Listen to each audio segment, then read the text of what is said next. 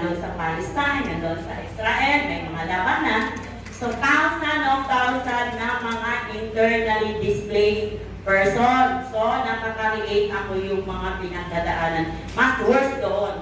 Mas worse yun doon. So, yung advocate ko naman dito, yung internally displaced person, hindi lang tayo dito pwede. Kung gusto natin maging humanitarian, pwede natin yan, makatulong din tayo. Kasi may nagawa na rin tayo, despite na biktima kami ng Sambuanga Fish, yung pangalawa na Marawis Fish, pumunta din po kami doon, sumulong, tanaw ng kami na loob.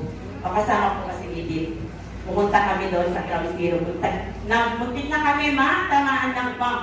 Buwa-buwa pa yung namin, social media. Imagine mo yung bomb yun, doon kami talaga, pinawalan kami, pumunta kami doon. Para ma-reach out namin yung tulong namin doon sa Capitol.